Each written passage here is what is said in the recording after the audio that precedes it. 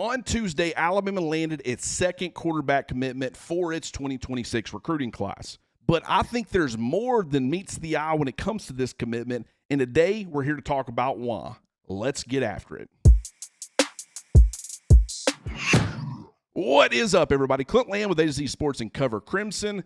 So on Tuesday, Alabama landed its second quarterback commitment to its 2026 recruiting class with Tayden Kaawa out of Utah. Now, he's originally from Hawaii, but he made the move to Utah. So if you hear me refer to him as a Hawaii kid or as a Utah kid, just understand he spent time in both places.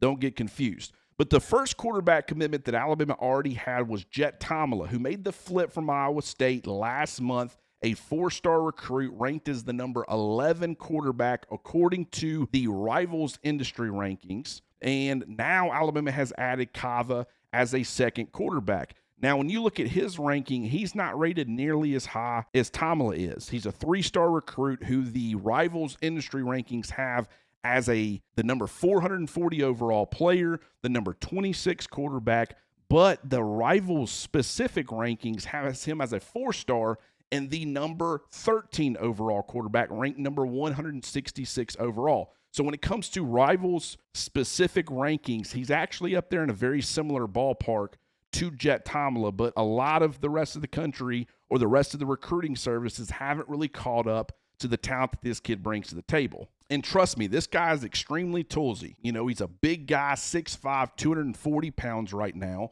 He brings a lot of pocket winning ability. He wants to win from within the pocket. He'll step up in the pocket and deliver throws, but he has enough mobility where he can escape. He can make plays with his legs. You can even have some design quarterback runs if you want to, but that's not really where he wants to win, and I don't think that's where he's the most dynamic. I think he wants to, when he escapes, he wants to be able to make plays on the move. He can throw from various arm angles. He can make a lot of downfield throws, has the arm strength to make any throw that you would ask of him. But I think it's a combination of size, mobility, arm strength, and he's just got a lot of winning tools that you can build around if you're Kalen DeBoer, Ryan Grubb, and the rest of this Alabama offensive system. Yes, I do think that he has some growing to do as far as the mental processing and seeing the picture a little bit faster, which is why I think that the comparisons to DJ Uiagalelei actually play. He's a big guy. Uiagalelei was 6'5". He was 250 pounds.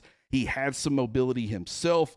He had the necessary skills from a physical standpoint, but he never developed as a processor, and that really caused him to struggle, whether it be at Clemson, whether it be at Oregon State some, or during his 1 year as the starting quarterback at Florida State. Now, just because Kaawa is similar to Uiagalelei as far as their physical skills, the size, the processing, all those things, that doesn't necessarily mean that Kaawa is going to be the same player. In fact, I think him not coming in with a 5-star ranking like Uiagalelei did is actually going to help him because he's not going to be asked to play sooner or before he's ready to. And I think that is going to be a massive difference. This guy has a lot of tools, but he's got to learn some of the nuances of playing the position at a high level. But he'll be given that opportunity in Tuscaloosa, and you couldn't ask for a better coaching staff when it comes to quarterback development than, Kalen DeBoer, Nick Sheridan, Ryan Grubb, and really the rest of this coaching staff that's going to be able to help put pieces around the quarterback to allow them to be successful. But here's what I like the most about this addition for Alabama. I like that they're signing two quarterbacks in this 2026 cycle. Because if you think about it, there are numerous scenarios in 2026 where Alabama loses two of the three players in that room compared to 2025. Ty Simpson could end up having a good enough year to move on to the NFL. Maybe if Keelan Russell ends up being the guy who was playing as the number 2 and he's being groomed as the starter for 2026, maybe you lose Austin Mack as well. Or maybe Ty Simpson elects to come back for another season, and now you got to worry about both Austin Mack and Keelan Russell. Like I said, there's a number of different ways that it can work out. But in today's college football and the fact that you've got the NFL draft and you've got the transfer portal that you have to worry about, you need to make sure that you're keeping your numbers in a healthy place when it comes to the quarterback room. Now, here's what I don't think is going to happen. Let's hypothetically say that Ty Simpson ends up leaving for the NFL. let's say Keelan Russell has been kind of groomed to be the starting quarterback in 2026 and Austin Mack ends up leaving.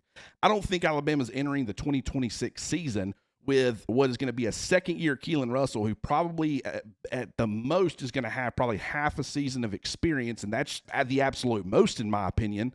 But I don't think they're going to have that player and two true freshmen behind him with absolutely no experience. So in that scenario, I could see Alabama going out and maybe getting a more experienced guy to come in and compete with Keelan Russell for the starting job while having two kind of toolsy developmental players for the future to kind of give you 4 total on this roster moving forward. 3 is fine. A lot of schools are having to deal with 3 quarterbacks in this NIL transfer portal era. But I think if there are situations where you can get 4, you definitely need to take 4, and that will give you a lot of flexibility. And when it comes to the players that Alabama has added, whether it be Tamala or Kaawa, I don't think they're going to be looking to come in and be immediate contributors or immediate starters. They're more developmental guys. They have the tools, and they trust this coaching staff to be able to get the most out of those tools and ability.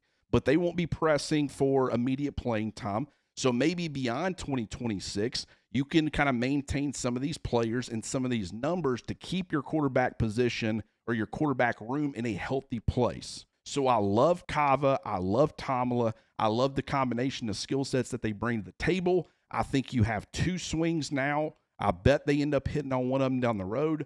We'll have to wait and see.